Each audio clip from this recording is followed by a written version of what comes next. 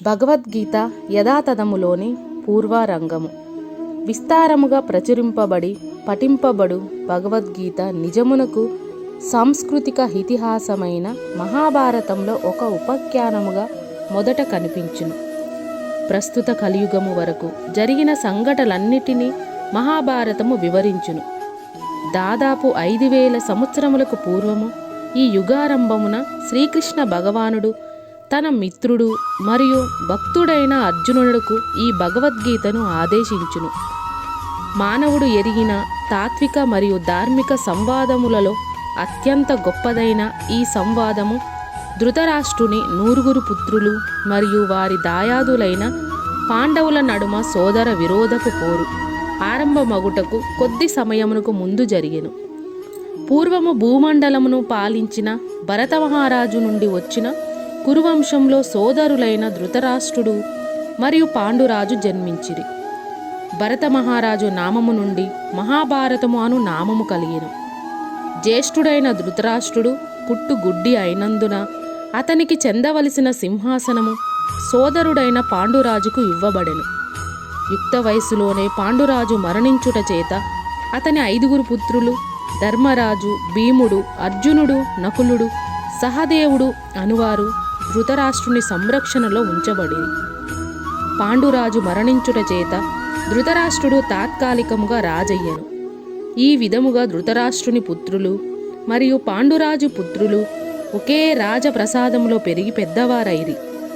వారందరూ యుద్ధ ప్రవీణుడైన ద్రోణుని ద్వారా యుద్ధ విద్యలో శిక్షణ పొందిరి.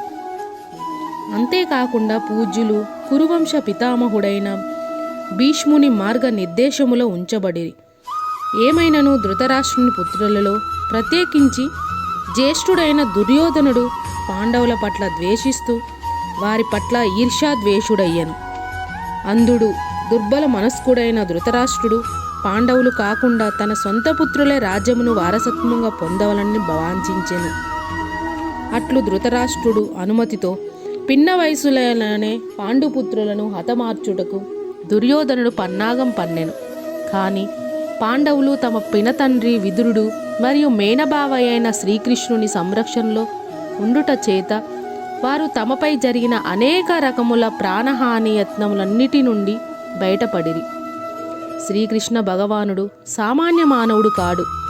అతడు స్వయం భగవానుడు ఈ భూమిపై అవతరించి అప్పటి రాజవంశంలో రాజు పాత్రను పోషించెను.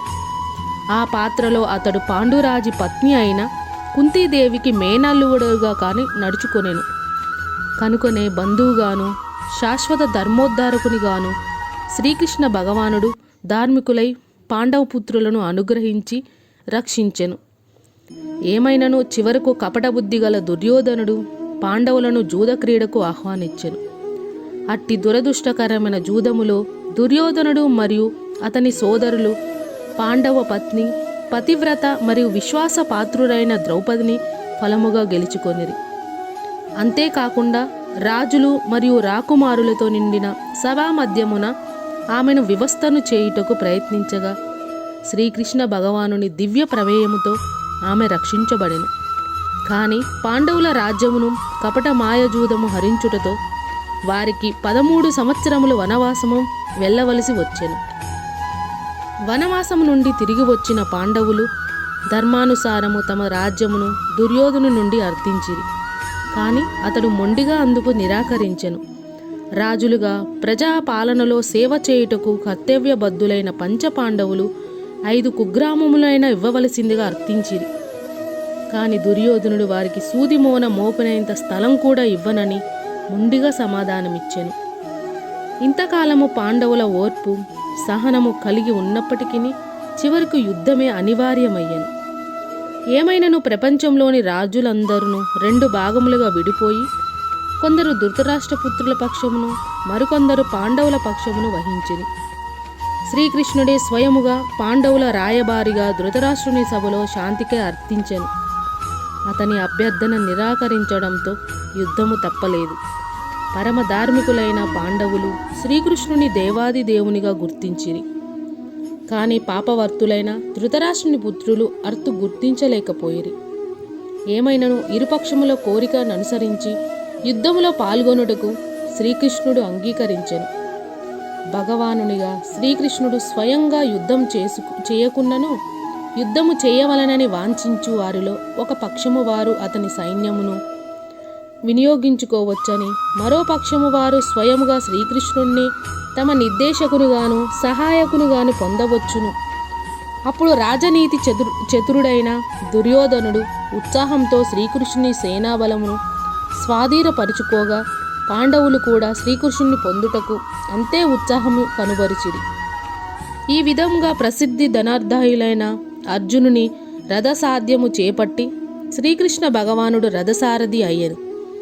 ఇరువైపుల సైన్యములు యుద్ధము కొరకై వ్యూహము నిలిచినప్పుడు యుద్ధముకు వెళ్ళిన వారేం చేసిరి అని ధృతరాష్ట్రుడు ఆతృతతో తన కార్యదర్శి అయిన సంజయుణ్ణి ప్రశ్నించెను. దానితో ఇది మనలను భగవద్గీత శుభారంభ సమయమునకు తీసుకువెళ్ళెను.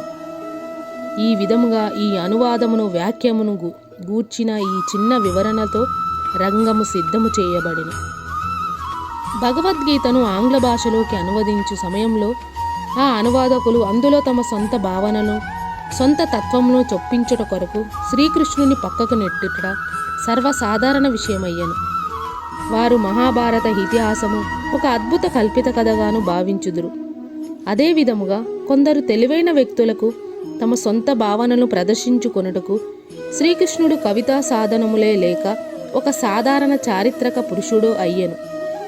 కానీ నిజమునకు భగవద్గీతను అనుసరించి శ్రీకృష్ణుడే భగవద్గీత లక్ష్యము మరియు దానికి విషయ వస్తువు కూడా అయి ఉండెను.